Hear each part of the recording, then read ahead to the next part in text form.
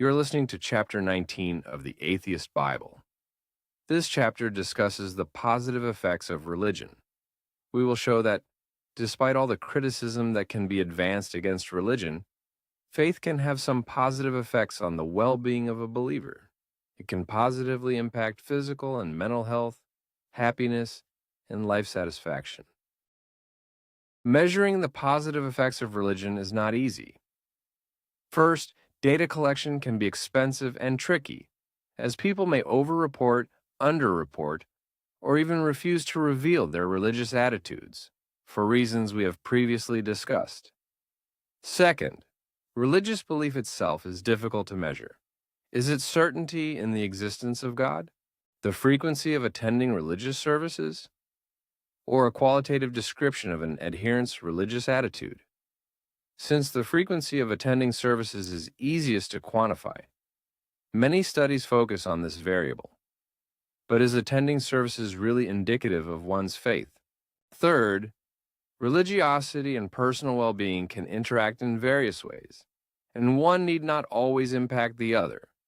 A study may find that prayer correlates with illness, but this does not mean that prayer makes you ill. It could simply indicate that those who are ill pray more often. Likewise, if a study were to find that people who attend services feel lonely, this may not mean that attending services makes one lonely. Rather, the reported loneliness could be a consequence of the fact that older people attend services more often than younger people, and older people are more likely to suffer from loneliness. Furthermore, the fact that older people attend services more often may itself be related to the fact that Western societies are becoming less religious, which means that studies of religiosity are shooting at a moving target. Finally, mystical states or spiritual experiences are often difficult to distinguish from psychotic behavior or hallucinations. In a somewhat biased appreciation, one tends to call them mystical when they are pleasurable, and one calls them pathological when they are distressing. Social scientists are trying their best to compensate for these difficulties in data collection by, for example, seeking to clarify definitions, relying on large cohort studies with tens of thousands of participants, controlling for variables such as socioeconomic status, and aggregating over dozens of smaller studies. The resulting picture is relatively clear. As the Handbook of Religion and Health summarizes, in most studies, religious involvement is correlated with greater happiness and general well-being, more positive feelings like hope and optimism, a greater ability to cope with adversities like illness or stressful situations, less depression and anxiety, greater self-esteem, more altruistic behavior, including forgiveness and gratefulness, less substance abuse, lower mortality, that is, a longer life, less delinquency and crime, greater marital stability, stronger social connections, and better social capital, that is, greater community participation and membership in community-based civic, political, or social justice organizations, and more volunteerism, trust and reciprocity between people. This picture is supported by other meta-analyses. A big caveat in these studies, however, is that they take religion to mean nearly exclusively Christianity. Islam and Judaism are mentioned only in passing, and the other large world religions, such as Shintoism, Spiritism, or Buddhism, are almost never considered. Another limitation applies to the geographical scope of the studies. The vast majority were conducted in the United States and are thus representative of only 4% of the world's population. Findings for other cultures may differ significantly. For example, in some African communities, a person would be considered insane not to believe that the spirits of the dead actively influence an individual's life, whereas that same conviction would be a sign of a major thought disorder in the United States. And lastly, all of the studies are concerned with the modern, post-Enlightenment interpretations of religion. The effects of medieval beliefs in demons, exorcism, physical hellfire, and the social ousting or punishment of non-believers are therefore not discussed. So, when the Handbook of Religion lists the positive effects of faith on people's health, what it means are the positive effects of modern Christianity on people in the United States. In this chapter, we will not investigate whether these studies generalize to all religions or all places. Rather, we will explore the positive factors of religion that these studies have identified. We will then give religion the benefit of doubt and assume that these factors apply also to other religions and other places. Our next topic is elements of personal well-being.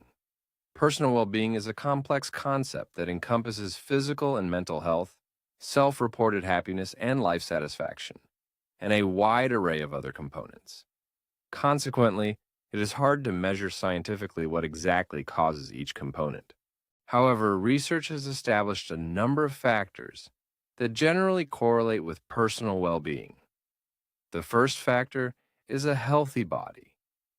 A healthy body means a healthy diet, regular exercise, a healthy weight, and no smoking and little or no alcohol. The second factor of well-being are healthy social connections. This means many deep relationships, that is, friendship, family, community, the sharing of novel experiences with a loved one, a stable marriage, and rituals during which one meets with family members. Finally, one needs a healthy mind, that is, a sense of meaning or purpose in daily life, an attitude and practice of gratefulness, an attitude of altruism and forgiveness, and mature mechanisms to cope with life's ups and downs. These components of well-being are well established by scientists independently of religion. Now we will see how religion caters exactly to these factors. Let us start with dietary restrictions. Most major religions come with dietary restrictions of some kind.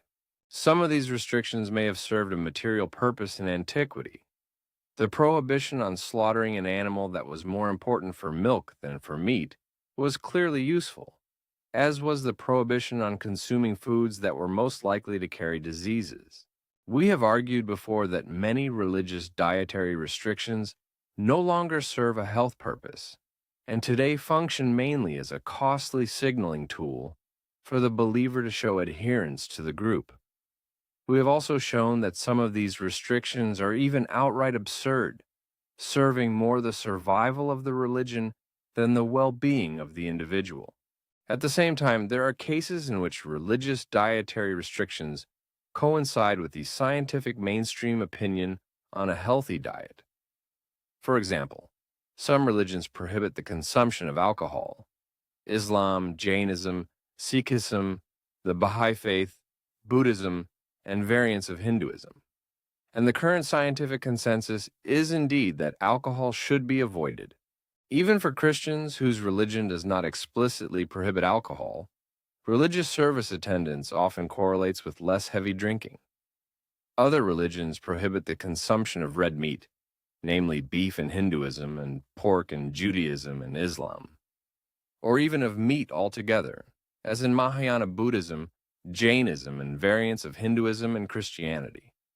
It turns out that red meat, as well as processed meat, is indeed to be avoided for a healthy diet. Even the intermittent fasting prescribed by some religions, that is, Islam, the Baha'i Faith, and Christianity, may have a healthy effect on the body.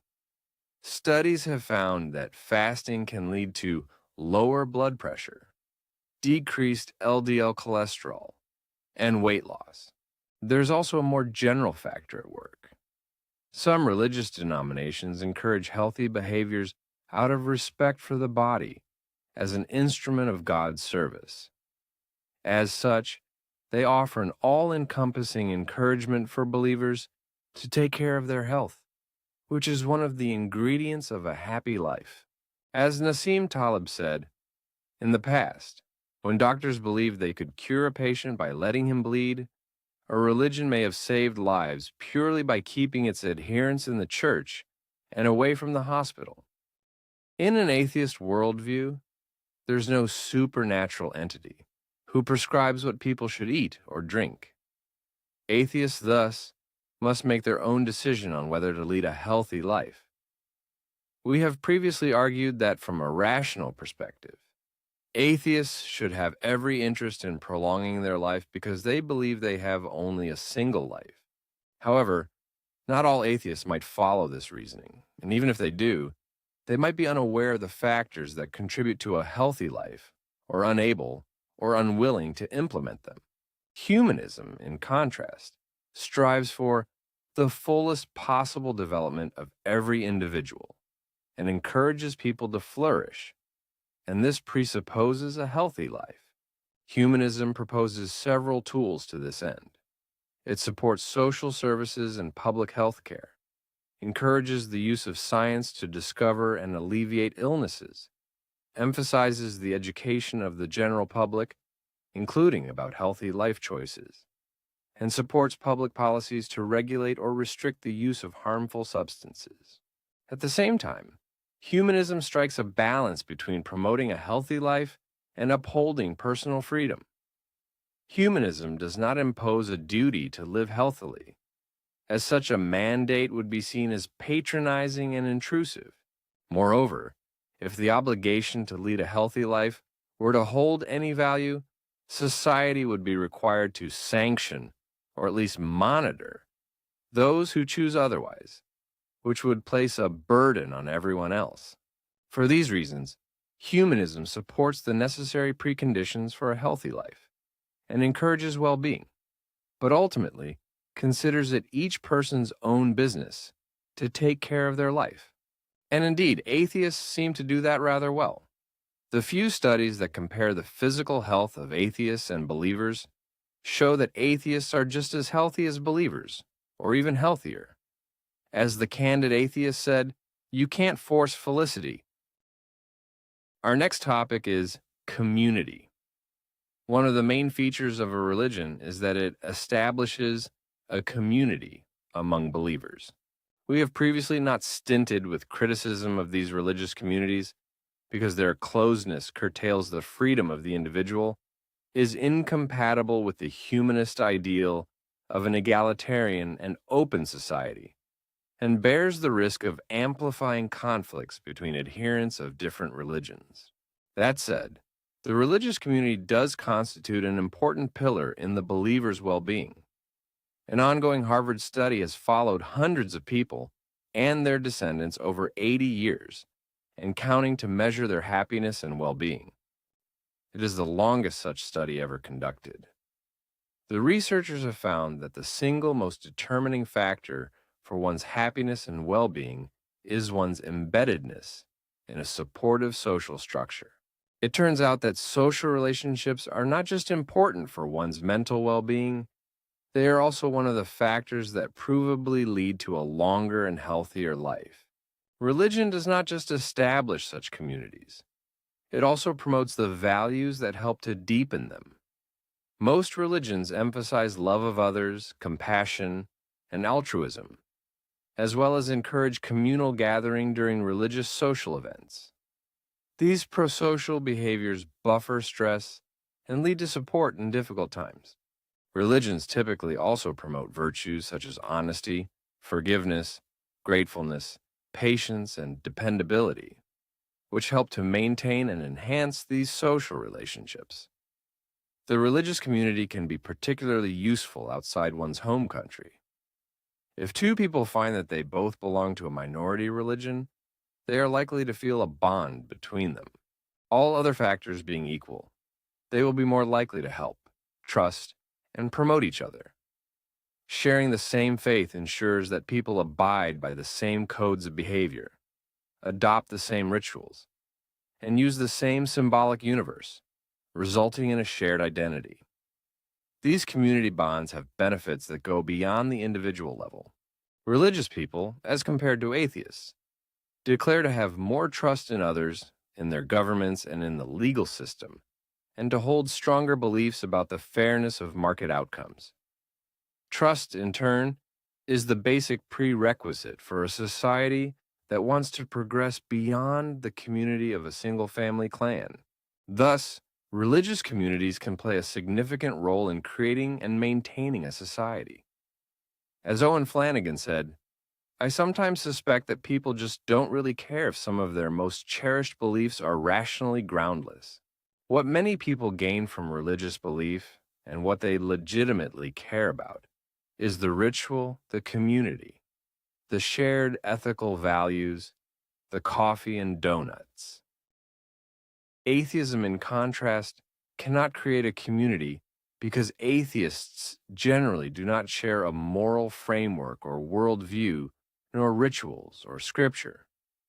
The only thing that connects atheists is their rejection of belief in the supernatural, and this is too weak a basis on which to create a community. Humanists, in comparison, do share elements of a moral framework and worldview, and indeed there are humanist associations, usually one per country, that offer gatherings and celebrations. At the same time, these associations have not achieved the traction of religious communities, in some part because many people who adhere to the principles of humanism may not even know they are humanists. In general, atheists and humanists are cautious of community based on an ideology. This is because the feeling of belonging that a community can provide is largely independent of the ideology that the community pursues. Joyful get-togethers, music, singing, sharing of experiences, celebrations, competitions, common activities, and comradeship work just as well in the Hitler Youth and the Communist Pioneer movements as they do in church communities. Hence, these aspects can be, and have been, used to entice people to follow an ideology, even if all they seek is a community. Even a casual participant swells the nominal number of adherents of the ideology. In part for this reason, atheists usually turn to other, non-creed-based communities. This can be, foremost, the family, but also sports clubs, choirs, benevolent associations, and the like. These communities are not based on origin or ideology, but on interest or sympathy. As the candid atheist said, never adhere to an ideology because you enjoy the community. Only ever adhere to a community if you share the ideology. Our next topic is a reason for life. One of the factors that contribute to a healthy life is the conviction that one's life has purpose. As it so happens, all major religions can provide such a purpose. Religion tells us why we exist and what we should do with our lives. Devout believers have no metaphysical questions to worry about, and thus suffer less from existential angst. Even negative life events can be given meaning and purpose through religion, and finding such meaning is directly linked to better mental health. We have previously complained that religious dogmas do not really provide an answer to the great questions of life, because they simply shift the question from us to the deity. For example, a believer may say that she exists because God exists, but she cannot tell us why God exists. However, God's existence is not an essential question for people. It is a philosophical, metaphysical, supernatural, out-of-this-world conundrum. In other words, people can live their lives very well without worrying why God exists, simply by accepting that He is supernatural. Their own existence, however, is a very tangible experience for them. It is very important for them to know why they are here. By answering the question about an individual's existence at the expense of neglecting the question about God's existence, religion answers the question that is more important for people. As Friedrich Nietzsche said, he who has a why to live for can bear almost any how. Atheists, in contrast, have no means to answer the big questions of life by supernatural entities. They have to find these answers by themselves. If they can't find the answers, they have to admit that they don't know them. While the atheist worldview may thus appear less convenient than the believer's, It usually does not cause much discomfort to the atheist. Humanists, for example, would consider it unbearable to have answers to the questions of life prescribed by someone else. On the contrary, they take pride in seeking their own. As Roy Soblowski said, "In what way is it comforting to know that God loves you and that he once deliberately drowned everyone on earth because they were full of sin, and that most people in the world are sinful now, including yourself?" Our next topic is prayer. We have seen that one of the factors that contributes to the psychological well-being of an individual is the ability to cope with life's ups and downs. Religion provides a tool to this end. Prayer, or other ways of approaching the supernatural, such as meditation. We have previously pointed out that prayer has no real-world consequences. You can't change the world by talking in your head, even if you believe someone is listening. However, prayer can have an effect on the person praying, or at least on their mental state. As American psychologist Paul Emanuel Johnson put it, "A prayer cannot replace the wing of an airplane that caught fire, but a prayer can calm the nerves of the person who has to land that plane." The act of praying lets a person think about their day, reflect on their behavior, discover their wishes, and vocalize their fears. In this way, praying contributes to self-awareness. Prayer can also help structure thoughts and prepare a person for upcoming difficulties. As it turns out, just planning things ahead of time can provide peace of mind. One psychological experiment showed that students who were asked to plan their own curricula had lower levels of anxiety and better concentration than a control group who was planning an unrelated event, comparable to those who had actually studied for the exam. Just talking a problem through with someone can also help a person to arrive at a solution. Interestingly, that effect can be achieved even if the other person does not talk at all and merely listens. By just imagining the other person's reply, one can find a solution. In Christianity, this coping strategy takes the form of the popular question, "What would Jesus do?" By answering this question, the believer finds the solution to the problem. In computer science, the strategy is known as rubber duck debugging. The programmer places a rubber duck on their desk and explains the computer code to the duck. By explaining the code, the programmer finds the problem. The active intervention of the duck is not needed for this purpose, and the analogy to prayer is obvious. Prayer can also give adherents the impression that they can somehow influence their future, granting them a subjective sense of control over events. Even if that control is purely imaginary, it still helps people cope with uncertainty. Several psychological experiments have shown that people can withstand greater amounts of pain when close to a button they believe can stop that pain, even if the button does not work. This phenomenon is known as the illusion of control. Prayer is thus an effective strategy to lower one's anxiety. Finally, just the belief that prayer is effective may already bring about the desired effect.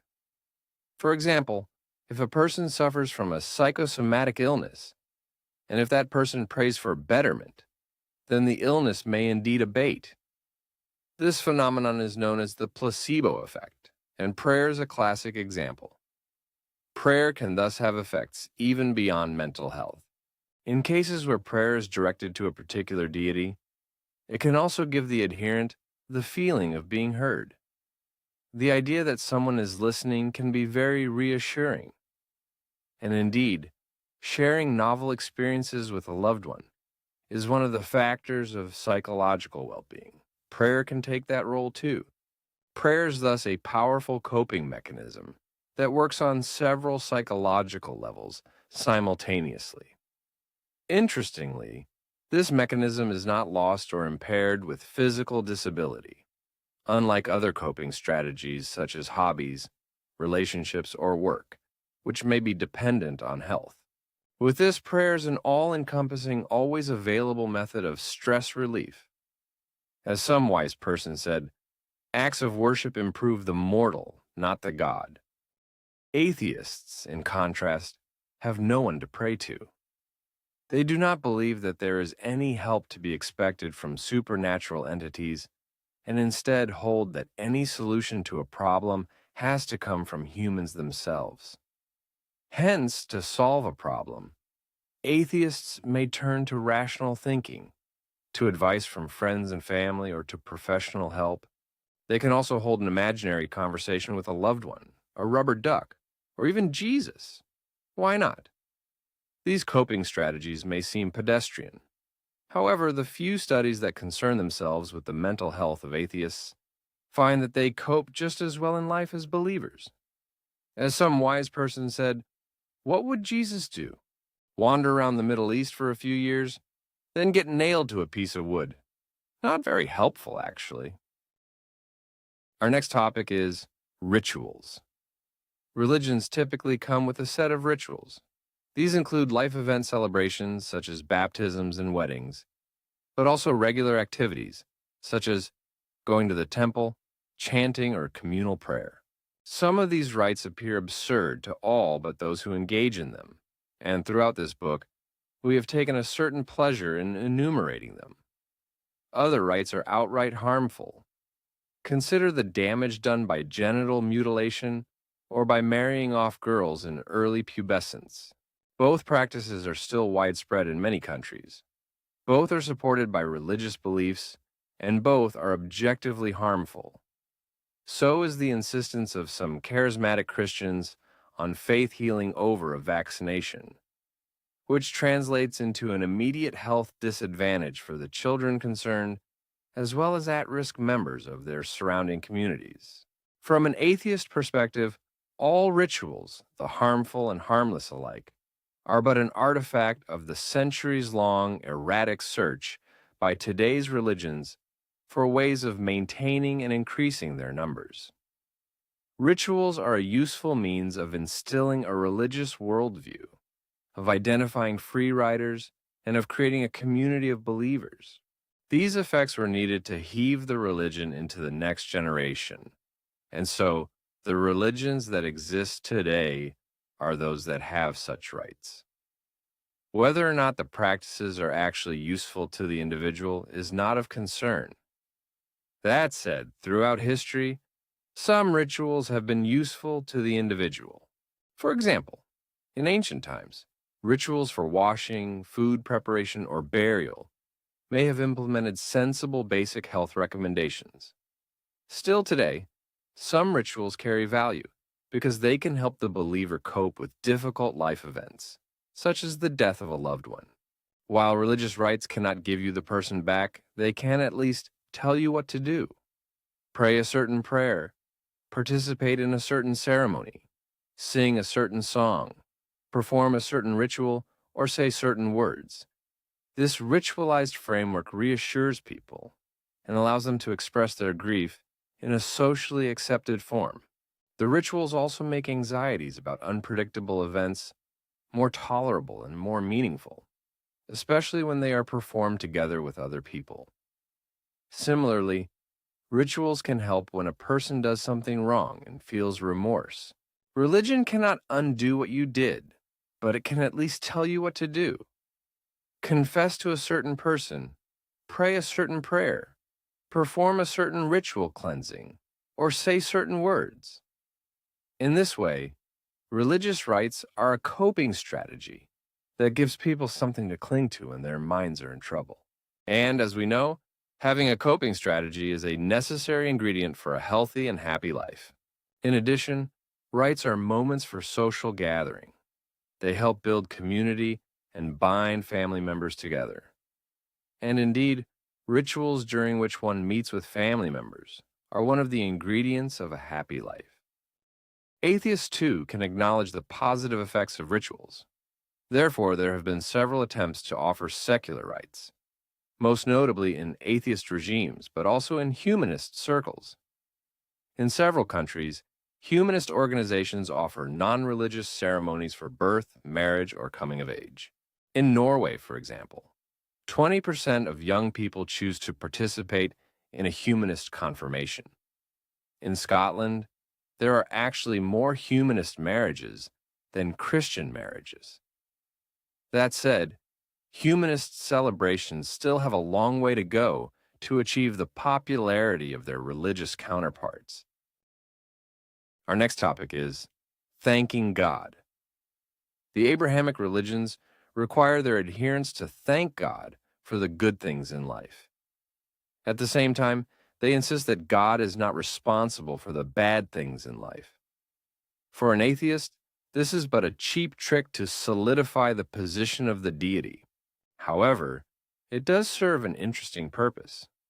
Since people are encouraged to thank God and discouraged from blaming Him, they are forced to come up with good things to thank Him for. Thinking about the good things in one's life is a great strategy for finding happiness. Besides, an attitude and practice of gratefulness is, in itself, one of the contributing factors to a happy life. As Betty Bauer said, thanking God for sparing you in a natural disaster is like sending a thank you note to a serial killer for stabbing the family next door. Atheists, in contrast, cannot thank a supernatural being for a positive event. Instead, they thank the people who made the event come about. For example, if someone recovers from an illness, atheists do not thank God, but rather the doctors. Humanists go a step further and praise science for discovering the treatment. However, neither atheism in general nor humanism in particular has a mechanism to force people to regularly think of the good things in their lives. As Albertus Magnus said, "What happened, it will fade away, but what you make of it will stay." Our next topic is family values. In general, religions tend to promote conservative family values, a consequence of the fact that religions are, by definition, old. There is much to criticize about these values. They generally diminish the role of women in the family and in society. They are not sufficiently opposed to child marriage. They demonize homosexuality. They prohibit interfaith marriage. And they promote prudery or even condemn sexual pleasure altogether. At the same time, religious family values can also have positive effects on the individual. First, the insistence that sexual relations happen only inside the marriage entails that believers are less likely to engage in risky sexual behavior, sex outside of marriage, multiple partners, etc. This, in turn, reduces the risk of venereal diseases such as syphilis, gonorrhea, herpes, chancroid, chlamydia, viral hepatitis, and the human immunodeficiency virus, HIV. This reduced risk is one of the factors that contribute to the better health of religious adherents compared to less or non-religious people. The restriction of sexual relations also has a secondary effect.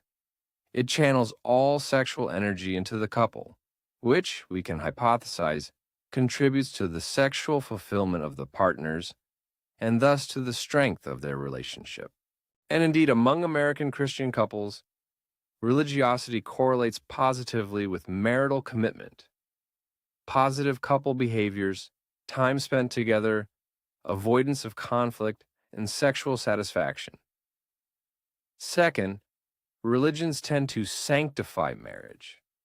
That is, to attribute it an importance with a supernatural dimension. People who believe that marriage has a sacred value are more ready to invest in the commitment, thus reducing the risk of divorce. Religion does not just promote the importance of marriage, it also comes with an entire set of values to foster it, including forgiveness, love to one another and to one's children, commitment, and fidelity. These values are reinforced through religious rituals, myths, and supernatural beliefs. Religion also offers tools for mediation that are unavailable to the atheist. For example, some couples pray together to resolve conflicts. Others practice theistic meditation, a communication strategy whereby God or another supernatural force is imagined as a third-party mediator.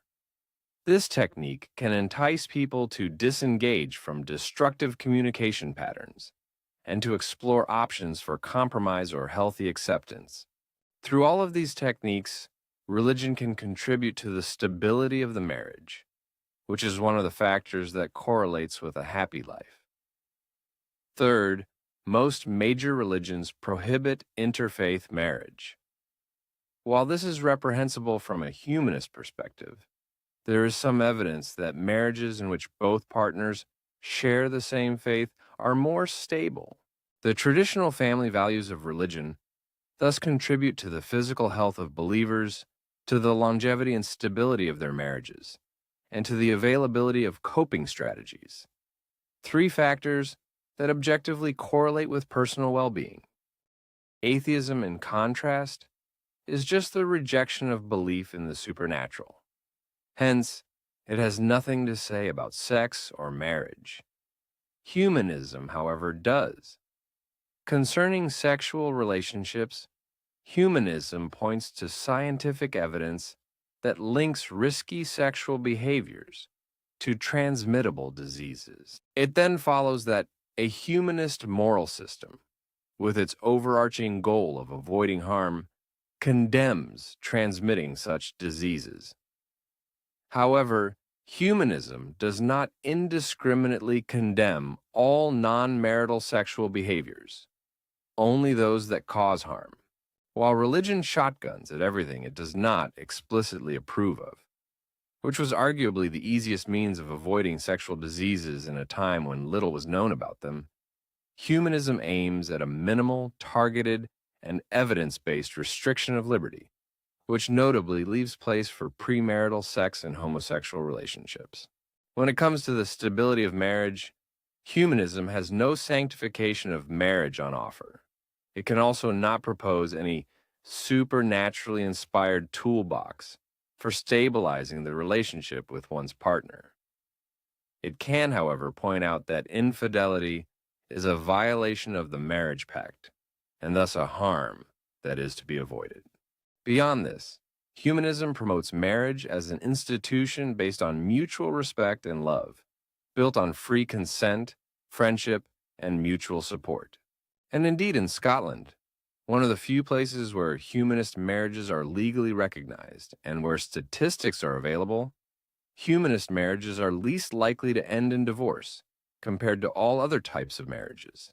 That is, marriages by Catholic, civil, or Anglican rites. Our next topic is care. We will now discuss a number of features of religion that correlate less obviously with the scientifically established ingredients for a happy life, but that scientists suspect contribute to the general psychological well-being of believers. This general psychological well-being can, in turn, influence physical health. Reduced stress and positive emotions, for example, can have a favorable impact on some physical diseases, such as hypertension, pain, and somatic symptoms, dementia, as well as on the response of those diseases to treatment. The first of these salutary features of religion is the belief in supernatural entities that care for us. In the Abrahamic religions, this is a loving God. In other religions, these can be the spirits, benevolent deities, or the souls of the deceased. Having such entities around is very comforting. As American author Marshall Brain has argued, the idea that God is listening and responding to you individually can be tremendously satisfying. It means that you are special in God's eyes. Scientists, too, suspect that the belief in a personal transcendental force that loves and cares about humans contributes to personal well-being by advancing a generally optimistic worldview. One hypothesis is that God functions as an attachment figure, taking a role that is similar to the parent of a child. This figure constitutes a safe haven in crisis and a secure base for exploration. Indeed, more secure attachment to God has been associated with greater life satisfaction, agreeableness, religious symbolic immortality, positive affect, as well as less neuroticism, loneliness, anxiety, depression, and physical illness. Atheists, in contrast, do not believe that there is a supernatural entity that cares for us. They believe that any care has to come from us humans. To this end, humanism promotes social security on the institutional level, and mutual care and concern, meaningful human relationships, respectful cooperation, and a responsibility towards society on the personal level. And indeed, religion has no monopoly on mutual care and concern. A UN report shows that most people in some of the most atheist countries, Denmark, Finland, Norway, and the Netherlands, have someone to call on in times of trouble. With 95%, the rate is so high that it must include atheists. Our next topic is belief in heaven. The Abrahamic religions all promise a life after death. In the best case, this life takes the form of an eternal retirement in heaven. We have argued before that few people actually take the story of heaven literally. Despite the supposed bliss in this post-mortal paradise, almost everyone tries to avoid the transition to this place at any cost. Nevertheless, the idea of an afterlife does seem to tame the fear of death. Psychological studies show that people with a strong belief in the afterlife view death as having more positive and fewer negative implications. The eternal life that religion promises is also available for loved ones. The belief that a deceased family member is still somehow alive, albeit in another place, can help people come to terms with such loss. The belief in the afterlife is thus a coping strategy to deal with fear of death. And coping strategies are one of the ingredients of a happy life. Atheists do not believe in life after death. Psychological studies suggest that atheists may consciously override religious concepts of an afterlife when reminded of death. They do acknowledge the desirability of an afterlife, but refuse to believe in it. And when reminded of death, their certainty about their rejection of religion increases, though they also become more ideologically open-minded, perhaps reflecting a search for viable secular beliefs. Thus, atheists try to find other ways of dealing with their fear of death. One of them is certainly to procrastinate death as much as possible, and we have discussed ways of doing this in a previous chapter. Beyond that, there are different strategies of dealing with one's mortality, which work to varying degrees for different people. One such strategy is the pursuit of secular immortality, that is, a lasting legacy by which one is remembered, by contributions to the future of your family, business, charities, education, healthcare, government, art, or sports. Another strategy is to try to accept death as an event that belongs to life. Just as every book, no matter how good, has a last page. Yet another strategy is to try to perceive life not as something that vanishes, but as something that persists in its time, even if that time is in the past. This strategy is illustrated by the following quote by Roy Soblowski. So, now, if I ask myself, where is my childhood? Or, where's the time we spent as a family in the park along the Ulster, long before my mother died? Well, physics says that it's still there.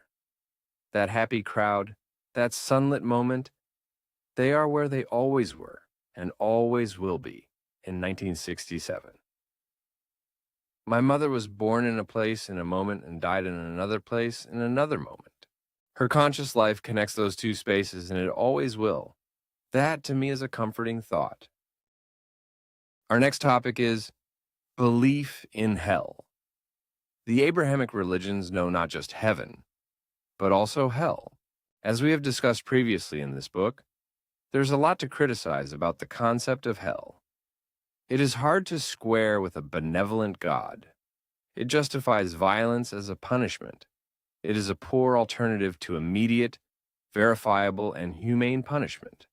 And it threatens people with eternal suffering in the next life, thus causing them distress also in this one. If one is interested in the well-being of people, the only positive thing one could possibly see in the threat of hell is that it purports to make people more well-behaved on earth. But does it? It turns out it does. The idea of salvation in the afterlife can help people overcome short-sighted temptations and focus on the long-term goal of moral behavior instead. Belief in hell is known to curb unethical behavior. The concept of hell is complemented by the concept of divine supervision. God sees everything you do and will punish or reward you in the afterlife accordingly.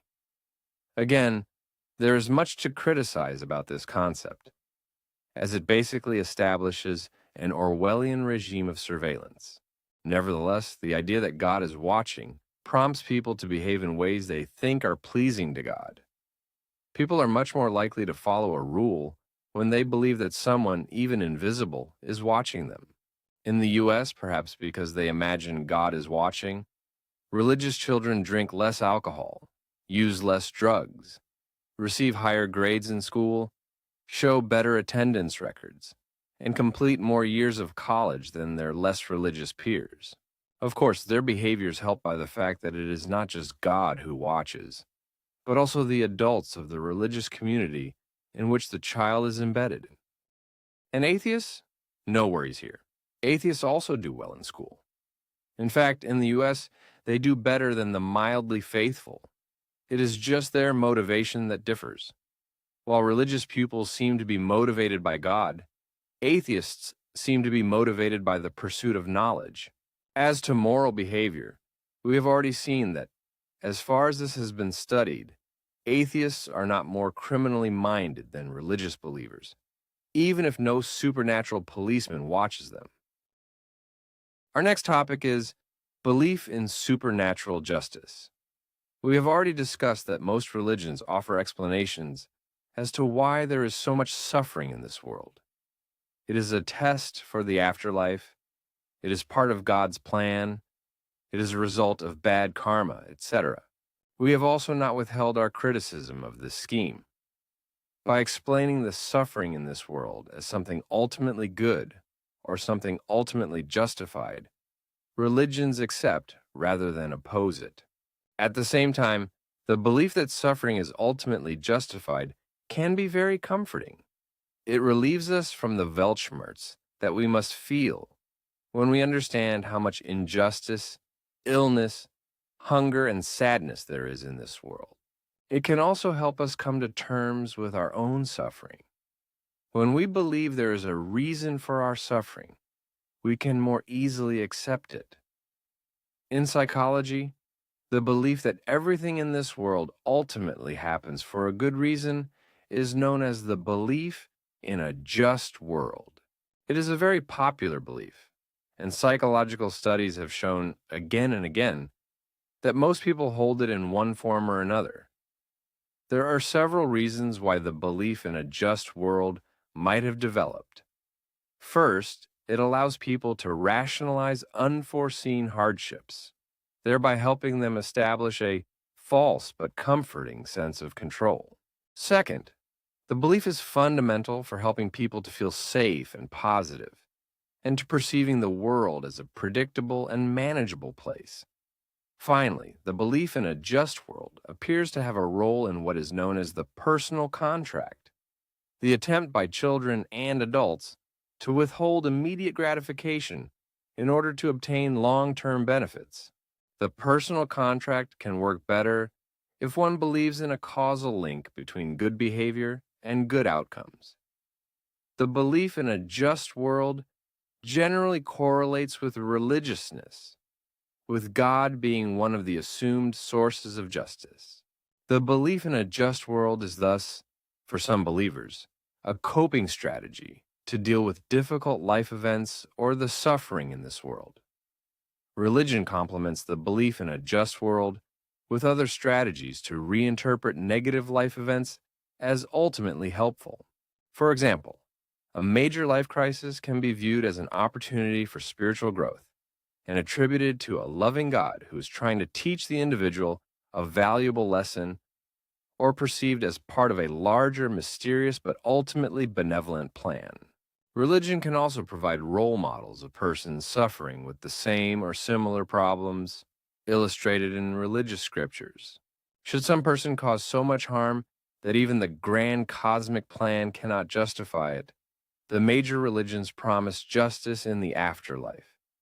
In the Abrahamic religions, God punishes wrongdoers in hell upon their death. In the Indian religions, the role is taken by karma. Bad deeds will entail suffering in the next life.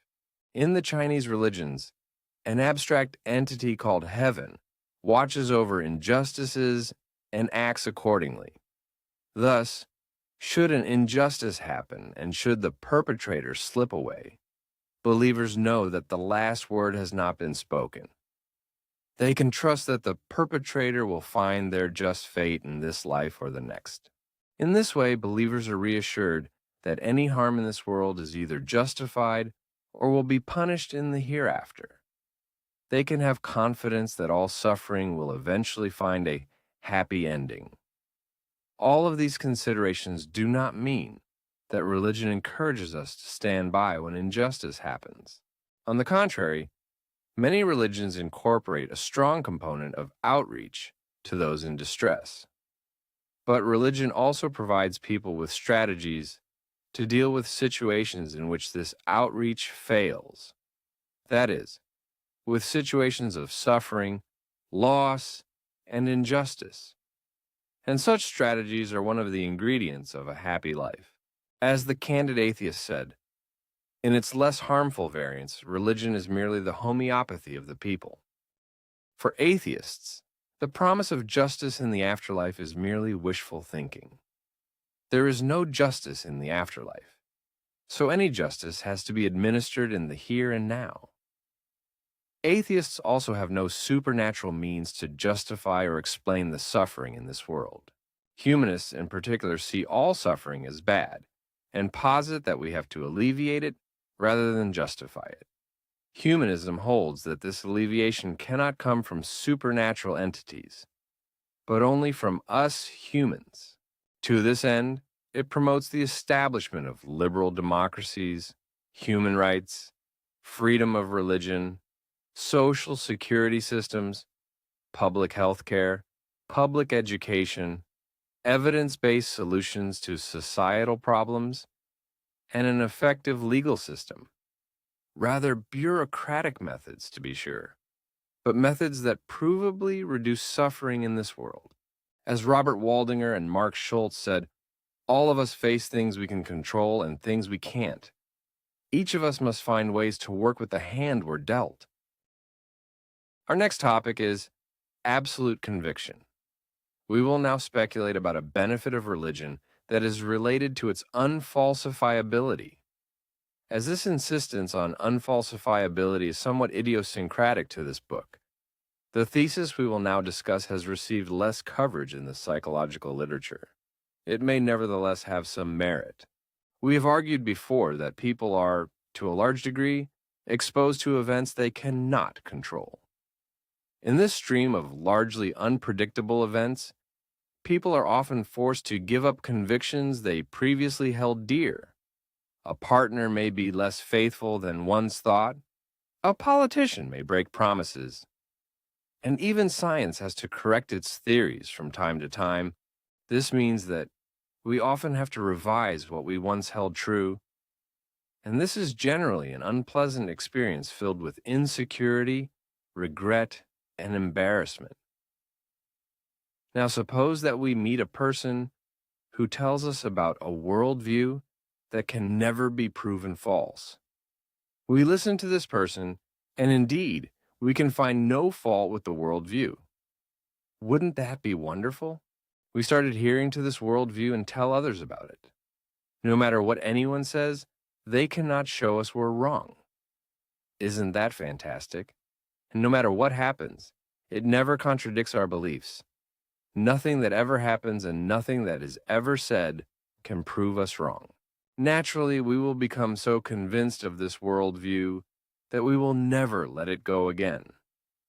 There is, of course, only one type of statement that can withstand such questioning: those that are unfalsifiable. By extension, there is only one type of ideology that can deliver absolute certainty: religion. Nobody can ever prove that God does not exist. Nobody can ever prove there is no life after death. Nobody can ever prove that we are not reborn. Nobody can ever prove that injustice in this life does not ultimately serve a grander purpose. Thus, religion delivers what no other major ideology delivers: absolute certainty. We can hypothesize that this absolute certainty is highly comforting. It gives the believer something to cling to, something to trust in, even if all other convictions turn out to be wrong. It thus stands to be conjectured that this feeling of certainty contributes to emotional stability and psychological comfort, and thus the ultimately happier life of the believer. Atheists, in contrast, have no supernatural, unfalsifiable claims to cling to. They are thus frontally exposed to the insecurity that any of their beliefs may turn out to be false, including atheism itself. However, atheists, or at least the humanists among them, clearly prefer to have no conviction rather than an unfounded one. Our next topic is, why don't atheists convert? We have seen that religions have some benefits that atheism and even humanism cannot deliver: a community, a purpose of life, the use of prayer and rites as coping strategies, a positive reappraisal of negative life events, the reassurance of an afterlife, and the absolute certainty of never being proven wrong. Thus, the question is, why don't atheists convert to get these benefits? We first note that the current scientific consensus is that the positive effects of religion are achieved without any supernatural intervention. It is the belief in God, not God himself, that helps the believer. No supernatural mechanisms are known to be responsible for the relationship between religion and health or happiness. The fact that religion brings benefits is, thus, not proof of the supernatural, and will not convince atheists that the supernatural exists. Hence, if an atheist were to adhere to a religion for its benefits, she or he would not do so because of true belief. And this is the first answer to the question of why atheists do not convert. The psychological advantages of religion are bestowed mainly to those who truly believe in it. While one can fake one's adherence to a religion to obtain the material benefits of its community, it is much harder to obtain true feelings of gratitude, the reassurance of an afterlife, or a purpose of life in this way.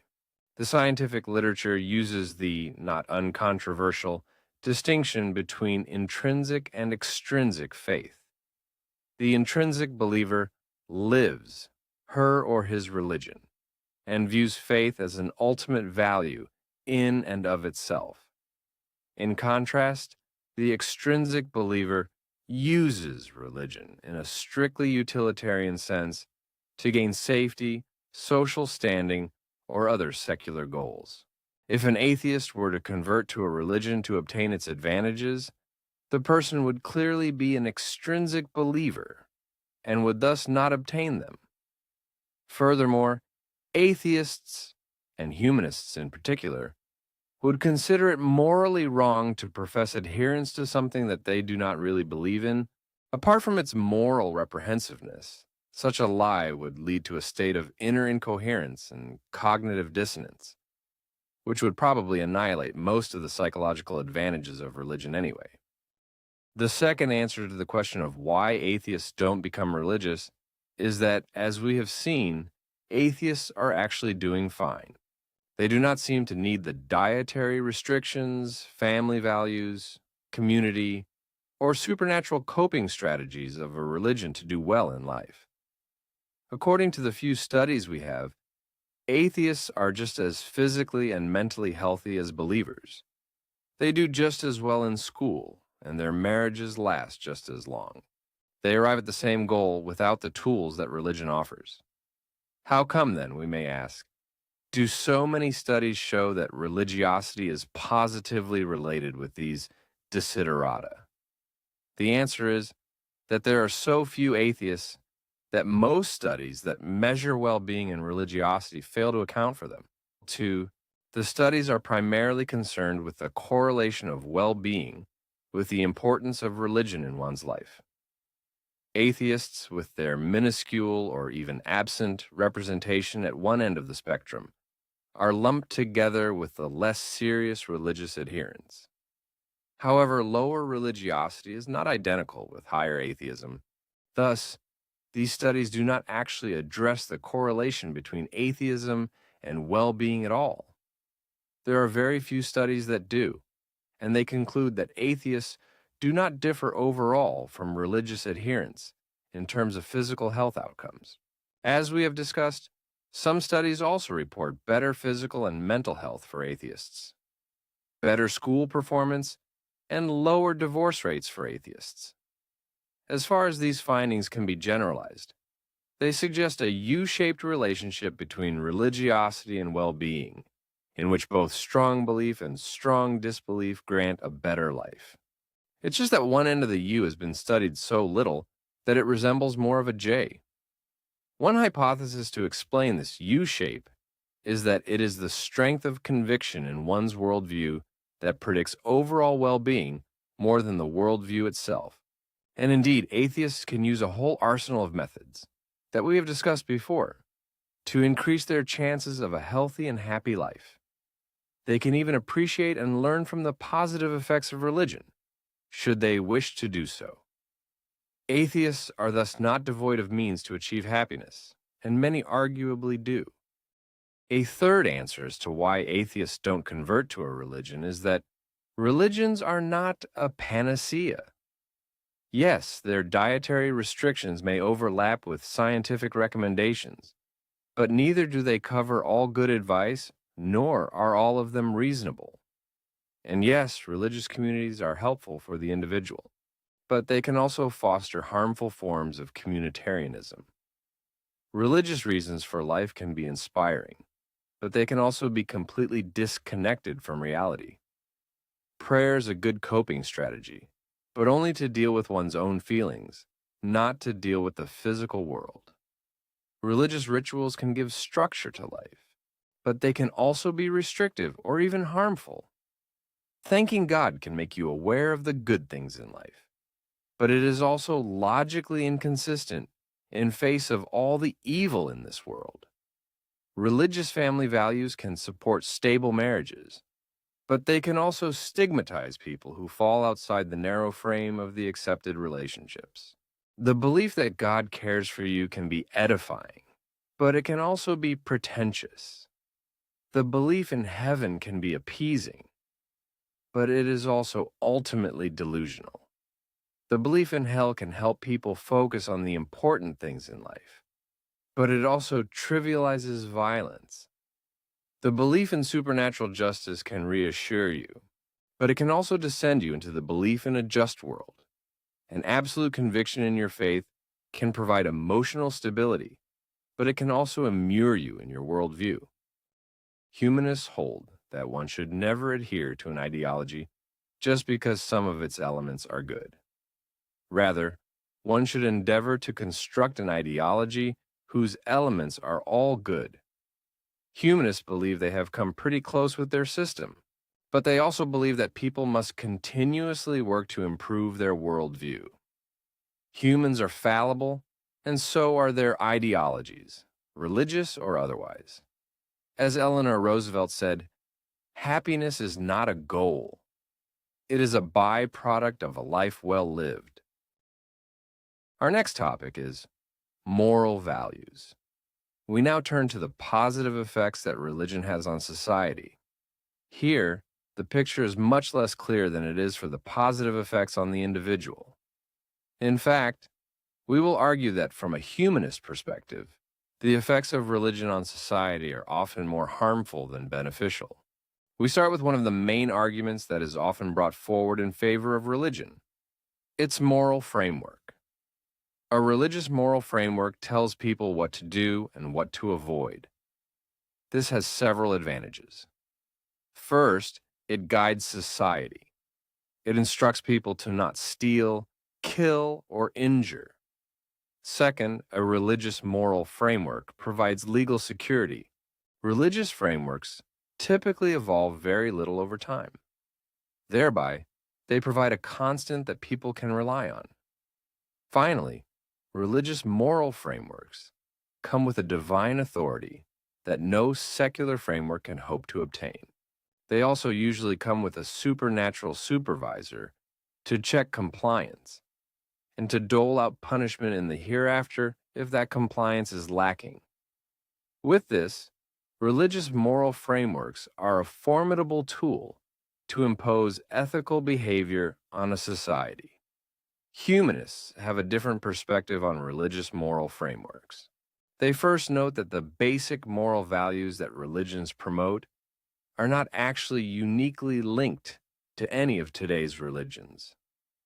For example, the rule not to steal, kill, or injure has existed for millennia across all regions of this world, before any of today's larger religions existed. Similar frameworks also arise spontaneously among groups of people forced to live together, be they stranded sailors, remote fishermen, prison inmates, or even mafia gangsters. It would thus be wrong to credit religion for these values. Furthermore, beyond these basic instructions to avoid harm, today's Western values have little to do with the values of any of the major religions. Human rights, freedom of religion, women's rights, democracy, republicanism, environmentalism, freedom of sexual orientation, abolition of slavery and cruel punishments, and freedom of speech were not invented by religion. On the contrary, they were often opposed by religion. Only when a sizable number of people lined up behind these values did religion finally also come to support them. And by no means do all religions support all of these values today. There is, thus, not much glory for religions to reap here. On the contrary, throughout history, some religions have supported values that are outright disastrous from a modern perspective. Hinduism has supported, and to some degree still supports, the caste system. The older Abrahamic religions promoted obedience to rules for their own sake, rather than for the avoidance of harm, which has allowed Judaism, Christianity, and Islam to lend their weight to slavery, Christianity to support the Crusades and the colonization of the Americas and Africa, and Islam to support the conquest of large swaths of land to create an intercontinental empire. Still today, many religions support moral values that are backward or harmful from a humanist perspective. Most denominations of Christianity, traditional Judaism, mainstream Islam, the Baha'i Faith, mainstream Hinduism, Theravada Buddhism, and mainstream Confucianism give fewer rights to women. The mainstream interpretations of Judaism, Christianity, Islam, Hinduism, and Confucianism prohibit interfaith marriage. Most major religions, Judaism, Christianity, Islam, the Baha'i Faith, Buddhism, and Confucianism, shun homosexuality in their mainstream interpretations. The scriptures of Catholicism, Islam, and Hinduism have nothing to say against child marriage, and most major religions punish or shun apostasy and blasphemy. Humanists draw two lessons from this. First, any religion that promotes such values today, or that did promote such values in the past, discredits itself as a guarantor of morality in humanist eyes. How could one delegate moral questions to a religion that once justified slavery, humanists ask, or that still today advocates values such as the subordination of women or homophobia? Believers can argue that these interpretations of their faith are or were erroneous. Humanists can counter that the divine scriptures of a given religion have always been the same across all centuries. If these scriptures can be misinterpreted in such a fundamental way so as to justify slavery or the subordination of women, then these scriptures are simply not a good moral guideline. Consider, for example, Article 4 of the UN Declaration of Human Rights. No one shall be held in slavery or servitude. Slavery and the slave trade shall be prohibited in all their forms. How can this be misinterpreted to allow for slavery? And if it cannot, then which moral guideline is superior? In all fairness, slavery was once allowed also in secular systems. And this brings us to the second lesson that humanists draw. Secular law is what it is today because it evolved. Arriving at the values that we consider fundamental today took centuries of struggle between different philosophies, interest groups, and powers. And it would be pretentious to assume that this struggle is now over. Just as it would have been pretentious 200 years ago to assume that the last word on morality had been spoken. If we cement the values of today, then we risk making the same mistakes that people made 200 years ago when they thought women were inferior to men or that homosexuality was perverse.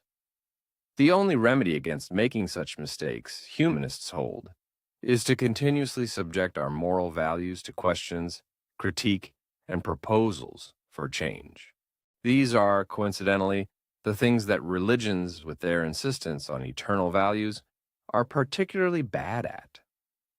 As the 14th Dalai Lama said, all the world's major religions, with their emphasis on love, compassion, patience, tolerance, and forgiveness, can and do promote inner values. But the reality of the world today is that grounding ethics in religion is no longer adequate. This is why I am increasingly convinced that the time has come to find a way of thinking about spirituality and ethics beyond religion altogether. Our next topic is contribution to culture.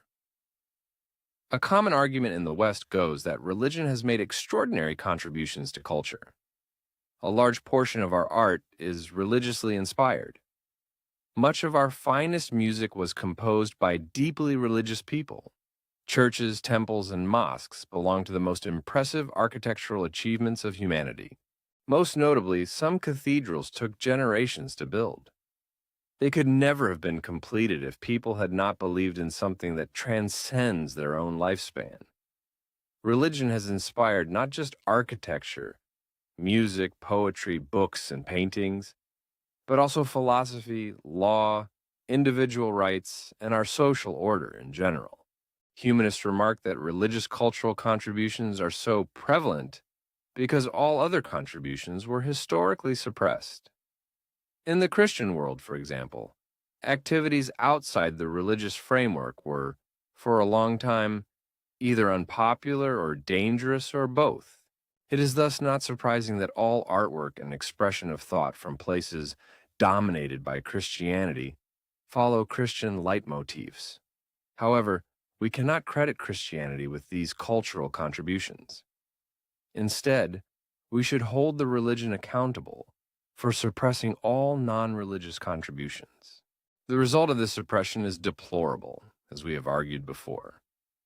Most artworks from the Middle Ages focus exclusively on biblical stories, with Jesus' death being a particularly popular but actually quite repulsive motif. In contrast, there are hardly any depictions of the beauty of nature, for example, and all expressions of femininity were channeled into the Virgin Mary and other puritanical women. What a loss. The situation in the Muslim world was not much better. All historical interpretations of Islam condemned apostates to death. Hence, all artwork took place within the framework of the religion. And this framework was even more restrictive than Christianity's. Due to Islam's rejection of idolatry, it was prohibited to draw people or nature. Thus, Islamic art concentrated, and still largely concentrates, almost exclusively on patterns, stylized plants, geometric forms, and the calligraphy of Quranic verses. No portraits of people, no drawings of landscapes, villages, or families, no caricatures, and no comic strips. The performing arts, likewise, did not find large-scale acceptance in Islamic culture. The religion took a very dim view on theater plays and dancing shows, mainly because women leading a life of seclusion could not play an active part in them. Traditional interpretations of Islam prohibited and still prohibit music and singing altogether, except for religious purposes as stipulated by the reliance of the traveler. Likewise, public expressions of female beauty were, and to a large degree still are, unwelcome in many Muslim countries. So, no female beauty, no music, no dancing, no theater, and no paintings of nature or people. How can one celebrate such restrictions as an advancement of culture? All of this is not to say that there are no noteworthy Christian or Muslim cultural contributions. Cathedrals and mosques, for example, remain some of the finest architectural feats. Furthermore, religion continues to be an important source of inspiration for composers, painters, architects, and philosophers alike. This inspiration may even reach atheists, as the present book testifies. Religion has thus not lost its inspirational force. It has just lost its exclusive claim to it. As Roy Soblowski said, in a world without religion, Michelangelo might have been free to paint something more interesting. Our next topic is charity. Religions typically reach out to the poor and disadvantaged. In Germany, the United States, and Ireland, for example, religious organizations provide social services such as hospitals, senior citizen homes, kindergartens, and social centers. In many countries, religious charities also run soup kitchens, charity stores, rehabilitation centers, homeless hostels, and overnight warming stations. In developing countries, they are often at the forefront of the fight against poverty, warfare, famines, or epidemics, often under the most adversarial of circumstances. In some places, where the state is either not sufficiently wealthy or powerful or entirely absent, religious charities are often the only organizations that provide such services. The people who work in these charities draw their strength also from their faith. With such services, religion makes a material contribution to the welfare of society. Humanists are critical of religious schools and hospitals for several reasons. First, while these institutions are religious in nature, they are financed by the government and/or the insurances, not the religious organization. The religious organization thus acts as a paid service provider. These organizations then use their services also to promote their ideology. This promotion may be overt, as in religious schools or kindergartens. It can also be subtle, as in hospitals, soup kitchens, or disaster relief efforts, where aid comes bundled with implicit or explicit religious messaging. Children, the elderly, and those in crisis are especially vulnerable to such influence, meaning that the taxpayers de facto subsidize religious advertising. The second problem is that these organizations implement the social service in a way that conforms to their religious values, which are often at odds with the values of the state. Take, for example, the debate in Germany as to whether Catholic hospitals can administer the morning after pill to rape victims, or the case in Ireland when a religious hospital refused to provide an abortion to a woman whose life was in danger, or a similar case in Germany.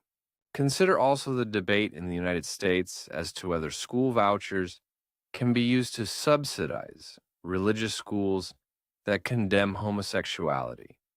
The debate in Germany as to whether religious employers may discriminate against employees of a different faith, or the debate as to whether or not creationism should be taught in school. In such cases, the religious organization does not even fully provide the service it is being paid for. Therefore, from a humanist perspective, it would be better if such services were provided by a neutral organization. Fortunately, there exist numerous such neutral organizations.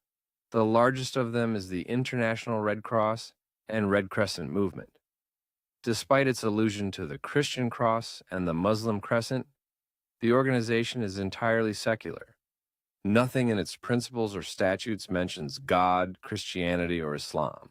Even its symbol is not intended to be religious. The same applies to the other huge charities, Amnesty International, Doctors Without Borders, and the charity organizations of the United Nations, like UNICEF, are entirely secular. For private charitable foundations, the picture is much the same. Of the 10 wealthiest charitable foundations, none is religious. They are driven mostly by companies or wealthy individuals, like the Bill and Melinda Gates Foundation, the MasterCard Foundation, the Open Society Foundations, and the Ford Foundation. These organizations sponsor education, research, medicine, health, or childcare. In the developed world, the charitable efforts by religious institutions are usually dwarfed by their secular counterparts. In any case, no religion could have reduced hunger, disease, illiteracy, war, homicide, or poverty on the scale with which the implementation of Enlightenment principles have science, education, democracy, human rights, and the rejection of brutality. Thus, religion does not have a monopoly on charity. On the contrary, a large part of charitable work takes place outside religion. There is thus no need to bind charity to a religious organization. As Roy Soblowski said, priests are not primarily concerned with good works. If that were their highest priority, they would become doctors, scientists, teachers, or artists, not priests. Our next topic is a package. A religion offers not just moral guidelines, but an entire package of life principles that includes charitable values, a community, a cultural dimension, rights, legends, beliefs, and a meaning of life. In this way, religion offers a coherent whole that covers most aspects of everyday life, literally from the cradle to the grave. The value of this package is greater than the sum of its parts. It is a complete guide to life. In this system, everything fits together and everything makes sense. There are no moral, metaphysical, or philosophical questions left unanswered. It is true that some of the metaphysical arguments of religion, and even some of its moral values, are debatable, as we have not hesitated to point out before. However, these are, in the view of believers, necessary and ultimately minor evils. The argument goes that religion, as a package, has brought moral values, philosophical clarity, and social structure to so many societies that one should not worry about the details of religious dogmata, but rather appreciate the work that religion as a whole has done to domesticate mankind. In this view, religion is just a vehicle to convey a higher message, rather than explaining ever-changing theories of scientific discovery, moral philosophy, and metaphysics to a person who might not even be able to read. Religion transmits a simple message that can be understood by everyone. As Demophiles argues in Arthur Schopenhauer's Religion, a dialogue, religion is like a jug, which is just a tool to transport the water. Don't break the jug if you want to carry the water. Humanists argue that we should not praise the jug if all we want is the water. That water can very well be carried in any other jug, or in a pipeline for that matter.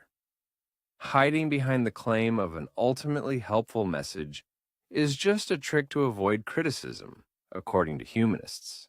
Religion should not be allowed to promote its harmful aspects, such as homophobia, subordination of women, or claims of the knowledge of divine will, under the guise of transmitting some higher message. And indeed, in Schopenhauer's dialogue, Demophiles' interlocutor Philalethes replies, "Untruth may never serve as a vehicle for truth. If we permit untruth to be taught, and be it with good intentions, we open the door to malicious abuse at devastating scale. This is, indeed, what happens with religions. Fortunately, humanism itself is now old enough to also qualify as a coherent whole. Humanism provides moral values, a philosophy of life, a scientific dimension, and a political standpoint, all of which fit together and work in tandem. Together, the core values of humanism, science, democracy, uninhibited inquiry, human rights, and liberal egalitarian ethics, have brought greater equality, knowledge, health, and prosperity to more people than any of the previous systems. This makes humanism a comprehensive life stance in its own right. Different from religion, though, humanism is not a monolithic ideology. Humanism is open to improvement and criticism, as the present book testifies on several occasions. Humanism accepts that values evolve and holds that it is up to all of us together to explore how we can make life better for more people. Humanism thus refuses to see some people as mere recipients of well-meaning messages. Rather, humanism believes that all people have an equal right to participate in the advancement of our societies, and that those who do not have the means to do so shall be given those means. So rather than finding ways to convey a message to undereducated people, humanism holds that we should educate these people in the first place. As some wise person said, "In the dark, it is good to take a blind man as guide, but you should let go of him by the day." Our next topic is better society. Religions want their followers to be generous, honest, peaceful, and healthy. Therefore, we would expect religious people to fare better overall than non-religious people, and by extension, religious countries to generally be doing better than more secular ones. This is, however, not the case, with a few notable exceptions, mainly the United States and the Gulf countries. Countries that are more religious are usually less economically developed. Such countries tend to be more corrupt, poorer, less democratic, and less peaceful than their developed counterparts, and they generally have a lower life expectancy as well. Thus, religious countries fare worse than secular ones on nearly all socioeconomic measures. The reasons for this correlation are up for debate. We have argued before that it is not necessarily religiousness that causes poverty, but rather poverty that generates religiousness. The less secure one's environment, the more one feels the need to appeal to the supernatural. Hence, people in crime-ridden, war-torn, and famine-endangered places are likely to be more religious than people who spend their life alternating between their office chair and the sofa. However, we have also observed that religion itself might exacerbate some of the factors that make life difficult. For example, the denigration of women, which has a direct negative impact on 50% of the population, and the focus on rituals instead of health, good government, or literacy. The estrangement that religious beliefs generate between different communities may also be a contributing factor in over half of the world's deadliest conflicts. And in some religions, the insistence on producing children contributes to overpopulation and thus, ultimately, to their undernourishment in economically depressed regions. This is not to say that a country that is religious necessarily fares badly on all socioeconomic accounts. It is to refute the idea that if a country is religious, it automatically does well. This link is just not true. Despite all the good things that religion claims to promote, and despite the considerable power that it wields over society, it just does not make society better. As evangelical Pastafarianism said, religions are like wisdom teeth. Even though they were crucial to our ancestors, today they are unnecessary, and they bring nothing but frustration and pain. Also, they provide us with no wisdom. Our next topic is happier society. We have argued that religiousness does not increase socioeconomic measures such as longevity, freedom from corruption, or economic development. However, religion makes people happy. This, believers argue, is ultimately what matters. Unfortunately, this argument does not work either. A UN study measuring happiness across countries in the world shows that happiest countries are all non-religious. The unhappiest countries, in contrast, are all very religious. As the UN report explains, 80% of the inter-country differences in happiness can be attributed to the material, social, and institutional support that the country provides. Comparing the top and bottom four countries, the most stunning difference is average income, which differs by a factor of 40. Thus, in defiance of a common mantra, happiness, quite plainly, correlates with wealth. This is true both on the individual level and on the national level. People who are richer than their compatriots are happier than their poorer fellow citizens, and people who live in richer countries are happier overall than people in poorer ones. The other differences between the top and bottom-ranked countries are life expectancy, up to 28 years longer in top-ranked countries. Social support, up to 95% of people have someone to call on in top-ranked countries compared to 48% in bottom-ranked countries. A sense of freedom, 94% in top-ranked and 63% in bottom-ranked countries. And trust in business and government. As low as 33% of respondents in top-ranked countries report distrust compared to 85% in bottom-ranked countries. The World Happiness Report from 2024 paints a similar picture. The happiest countries are generally the least religious ones: Finland, Denmark, Iceland, Sweden, etc. Notable exceptions are Israel, Mexico, the United Arab Emirates, Belize, and the United States, which secure spots in the top 25 happiest countries despite being more religious. The bottom spots, in contrast, are all taken by the most religious places. Thus, it cannot be true that religion makes people happy. Our next topic is more spiritual society. We have seen that religious countries are less happy than secular ones. Furthermore, religious countries are less well developed on nearly all socioeconomic accounts. A common objection goes that religious societies may fare better in aspects that are not so easily measurable. For example, care for the poor, the stability of families, or altruism. Criteria that cannot be measured in dollars or on a scale from 0 to 10. Apart from this, religions make people appreciate the grandness of creation, guide them towards a less materialistic life, give them spiritual fulfillment, and bring them closer to God. This in turn makes religious societies more aware of the transcendent dimension of life. All of these items can be considered advantages of religious societies. Yet, even in combination, they do not outweigh the advantages of less religious ones. It may be that elderly people often lead a lonely life in less religious countries, but in return, they also live around 20 years longer. Perhaps religious people are more altruistic, but less religious societies have better socioeconomic indicators and better welfare systems, meaning that less people need other people's help to survive. In Germany, for example, only 0.4% of the general population live on public social support.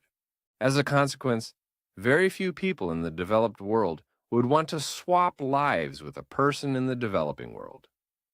Notwithstanding all the talk of spiritual fulfillment that poor people in developing countries supposedly enjoy, all the discussion of closeness to God, or happier, more nature-oriented or spiritual life in religious countries, cannot hide the fact that life in these countries is worse on almost all accounts.